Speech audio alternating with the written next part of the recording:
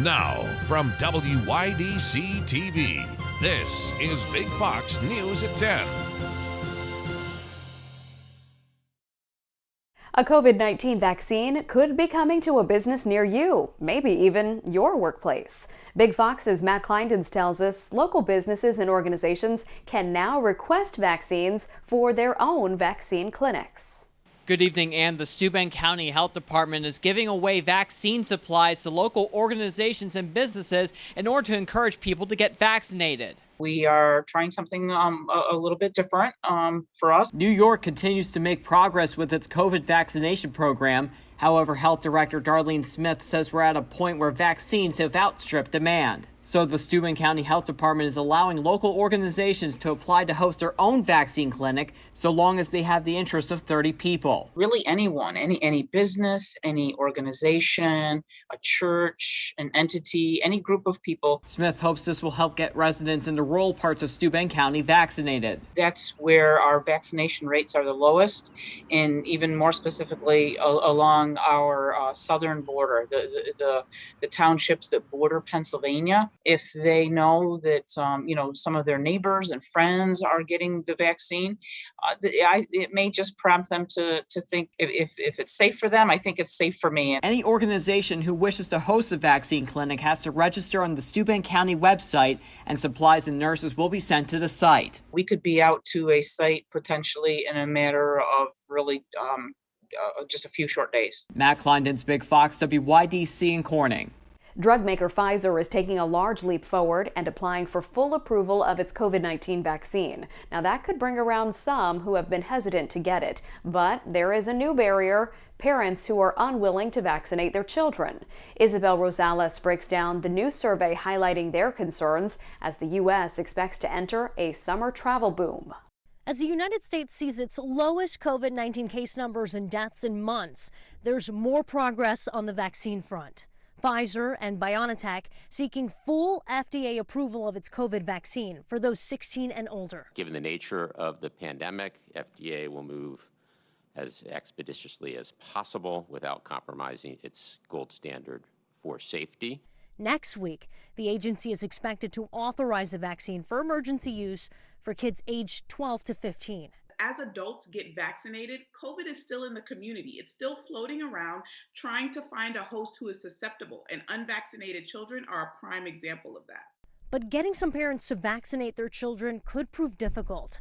A Kaiser Family Foundation survey found approximately 30% of respondents would vaccinate their kids right away, while almost 20% said they definitely won't.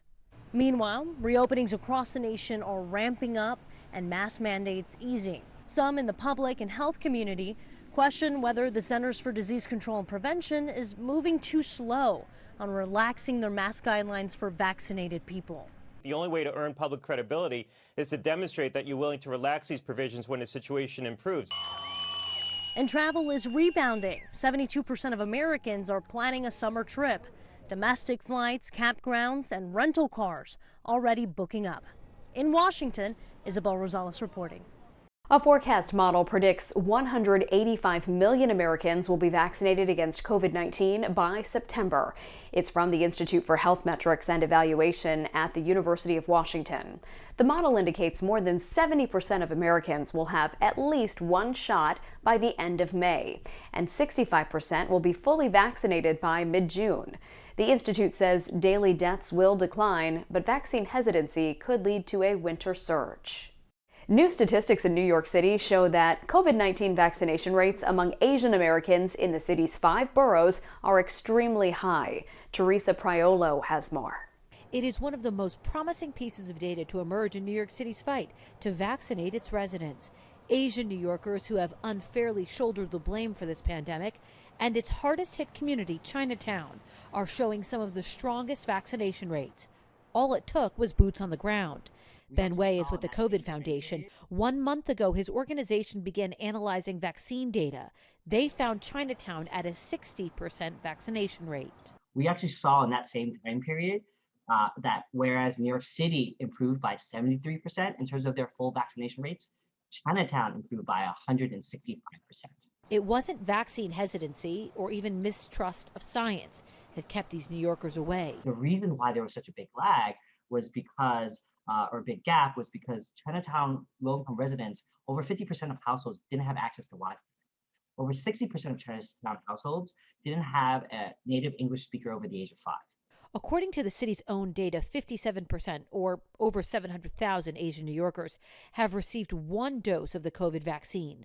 Most intriguing, those numbers show success in all neighborhoods. And so what we found to be really helpful is working with community leaders.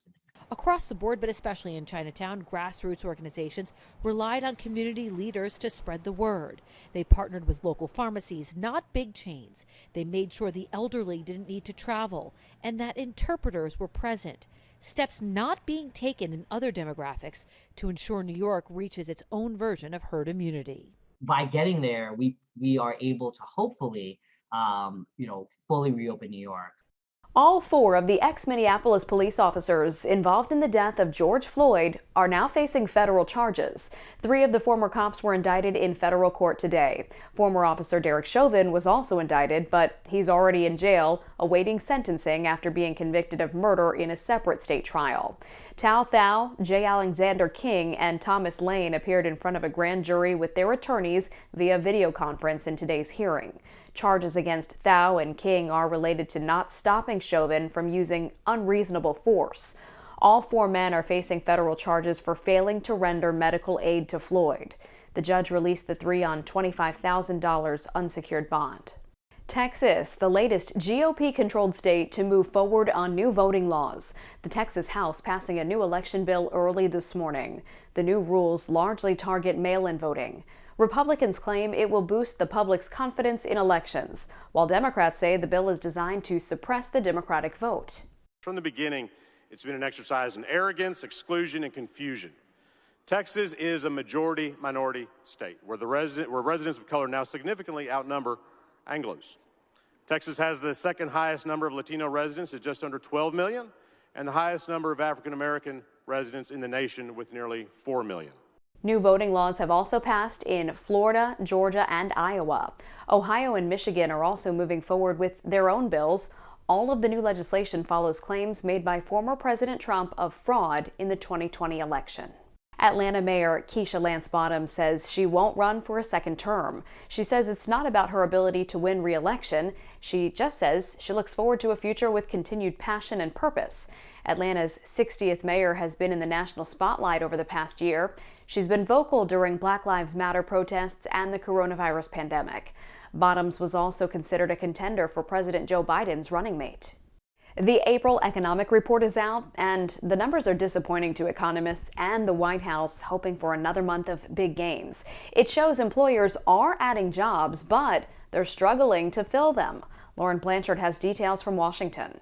The Labor Department announcing the April economic report, adding just 266,000 jobs last month, far fewer than hoped. And the unemployment rate ticked up slightly from March to 6.1%. The monthly report is disappointing. Employers are struggling to find workers to fill open positions. The biggest problem in this report is it's speaking to the barriers of people getting back to work because the demand is out there. The economy remains down compared to pre-pandemic times, but has made significant gains since initial lockdown measures were put in place. President Biden continues to push for his 2 major spending bills in Congress as a way to continue to improve the economy.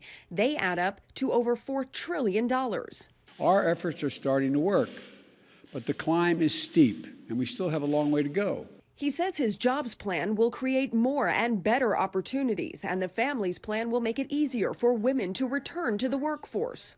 We do have issues around childcare in this country where childcare facilities still aren't open. But the plans need to be paid for, and right now that means tax raises on corporations and the most wealthy Americans. It's an upside-down policy agenda. The idea that raising taxes is somehow going to be reasonably beneficial at a time of A, recovery, but B, as we're competing with the rest of the world. The report shows the economy, while improving, is still about 8 million jobs short of where it was before the pandemic. In Washington, Lauren Blanchard, Fox News. The Montour Falls Fire Department announcing its annual department festival and parade of bands has been canceled. This is the second year in a row the event has been canceled due to COVID concerns. A spokesperson for the fire department stated that it would be challenging to host the event safely in accordance with current state guidelines. The festival serves as the largest fundraising event for the fire department's equipment fund. Still ahead tonight, there's emerging evidence that people not only need 2 full doses of the COVID-19 vaccine, but maybe even a third. I think we're going to be able to do it, and I think it's by changing a little bit of the strategy. How health officials believe this third booster can boost immunity. Here's your local stock market update from Big Fox.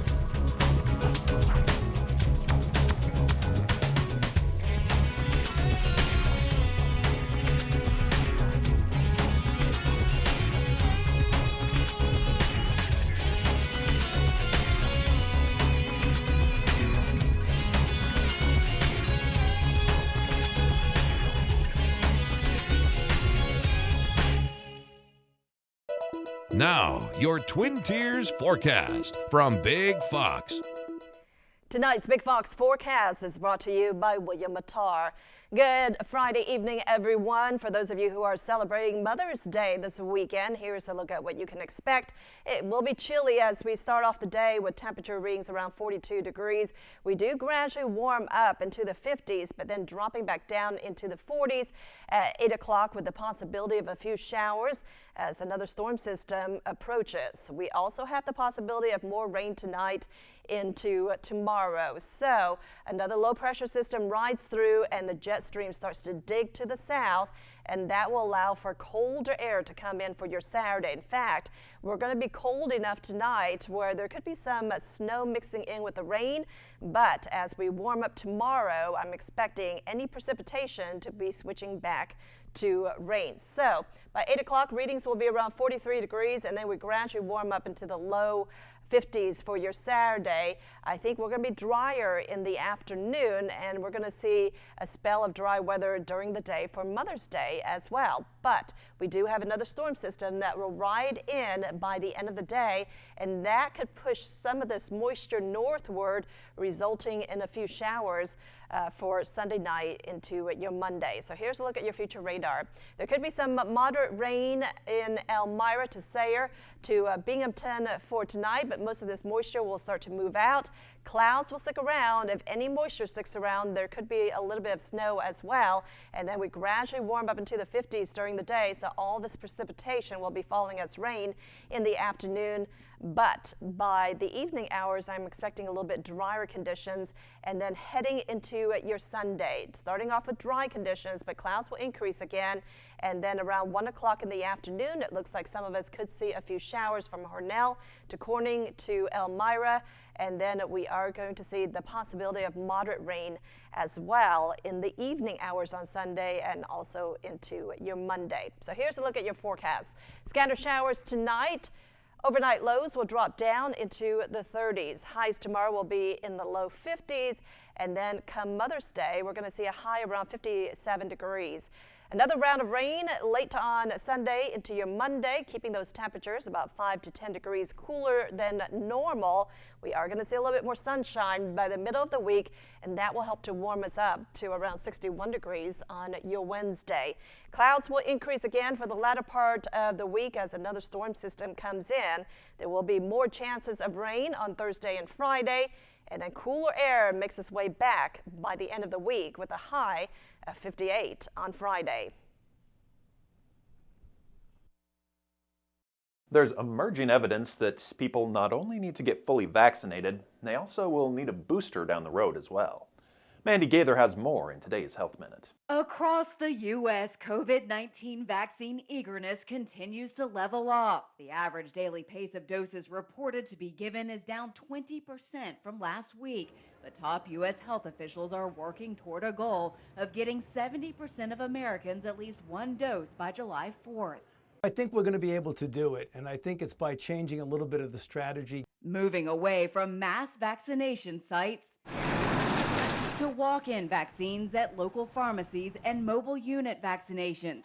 Meanwhile, more evidence that people not only need 2 full doses of the vaccine, but may eventually need a third to boost immunity. One would expect that also immunized people at some point would have waning immune responses and need boosters.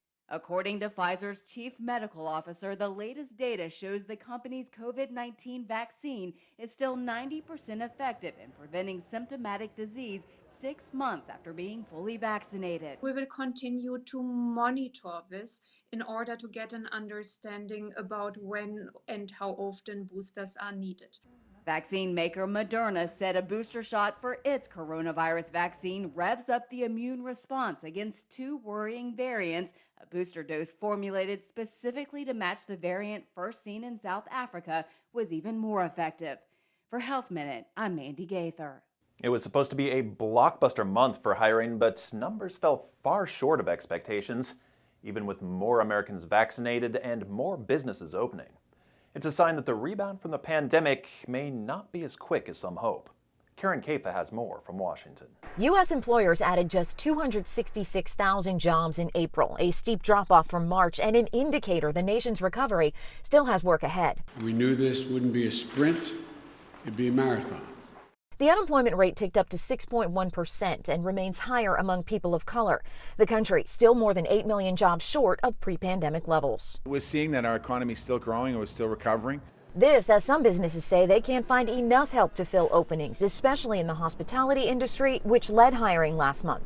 But many workers remain on the sidelines for childcare issues, COVID safety concerns, and, in some cases, pandemic unemployment aid that pays more than their previous job. The things that are stopping people from coming back to work are childcare, schools being closed, and in some cases the pandemic on insurance. And if we get rid of those supply blockages, there's every reason to believe we can replace those jobs. There is still economic optimism with 4 straight months of jobs gains and many Americans ready to spend this summer. Now you have a lot of pent-up demand. People skipped out on vacations last summer. Now they've got plenty of cash. The stock market's doing well. People are feeling good about their 401ks. The slower jobs growth may dampen recent talk about too much growth too quickly and inflation. An increase in consumer spending has been creating supply crunches in some areas, leading to higher prices. The Federal Reserve has said they need a closer look at the recovery before taking action. In Washington, I'm Karen Kaifa. Like mother, like daughter. This duo from New York volunteered for their local fire department, and as Carolyn Gussoff reports, they're pioneering a lot of firsts. Okay, we're going to take 2 ambulances. A day in the life of Justina Bryan Collins often goes like this. A state court sergeant, this is her downtime. She's reached the rank of captain in the Massapequa Fire Department. Its first female, its first African-American captain. I never came in here to be the first. I came in here to do something I love. And first to bring her daughter to work permanently. They're EMTs volunteering side by side.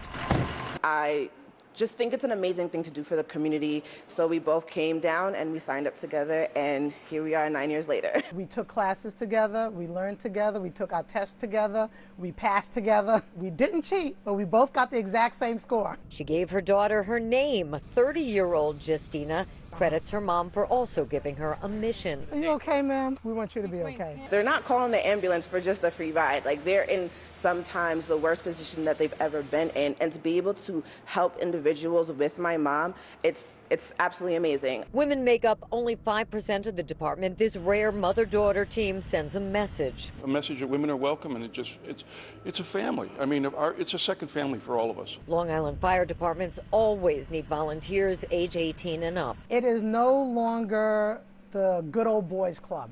These good old boys are welcoming every mother, every daughter, every female. They're welcoming everyone. You can be the first in something else, whether you're the first in your family. They hope their example will help recruit others. That's what everyone's here for. Humanity is what we should be doing, which is giving back. Crocs is donating 50,000 pairs of shoes to healthcare workers. It says it'll give away 10,000 a day, Monday through Friday of next week. The Crocs at Work line features several slip-resistant options designed for nurses. Last year, Crocs says it donated more than 860,000 pairs of shoes to frontline workers. A Nepali mountaineer has climbed Mount Everest an unprecedented 25 times. Kami Rita Sherpa broke his own record Friday. His employer, Seven Summits Trek, says he reached the summit with 11 other climbing Sherpas. They were there to fix rope. The first time that Kami scaled Everest was in 1994. Despite the challenges of remote learning, some graduating seniors from a Chicago high school are finishing with flying colors and bright futures. In fact, they'll be attending some of the most prestigious universities in the country. Jamont Terry reports. It's picture day at Southland College Prep. The top scholars of the senior class of 2021 gather in the rotunda, their first time together the entire year because of the pandemic. I keep forgetting that I'm a senior and that we're graduating this year because it just feels so different. You'll find valedictorian Naya Ware up front. If her GPA doesn't shock you, a 4.88. Maybe the amount of merit scholarships she's awarded will raise a brow. 1.6? Oh, wow. That's $1.6 million, and Brennan Sias is right behind. A total of $1.3 million in scholarships. Despite e-learning, the entire senior class raked in $50 million in combined merit scholarships. And check out the colleges and universities they're heading to. Brennan heads to Indiana for information technology. I want to be able to affect other people's lives in a positive way. Through technology. Through technology. After a year and a half learning on computers, Naya turned down several elite offers. I got accepted to Yale early, Columbia, MIT, Johns Hopkins. To head out west to Stanford, but she credits the tough curriculum in the South Suburban Charter School for making it possible. And just being able to look at challenges and just get through them. The tools that they have given me in order to succeed. And while the seniors are the ones getting all the accolades, the staff and faculty here at Southland are also gleaming with pride. And I think about the community before we existed. It's nothing that the community doesn't deserve, because they do. The children deserve it. All children do. So we're not doing anything special. We're doing what education, public education, should do. And to youngsters trying to fit in, the seniors offer these words. Don't be scared to excel. We want to leave you with a smile tonight. IHOP is trying to capitalize on a moment they had with Adam Sandler last month. The viral moment came after a hostess shared video of herself telling the comedian it would be an extended wait to get seated. She says she didn't recognize him because he was wearing a mask. Sandler left the restaurant and wrote on Twitter he didn't leave because of the wait. He left because the hostess told him the all-you-can-eat deal did not apply to milkshakes. Now, whether that's true or not, IHOP is using that moment to create Milkshake Monday. Next Monday, customers can get all the milkshakes they want for $6.49, noon until 8 p.m. Thanks so much for joining us, and have a great weekend.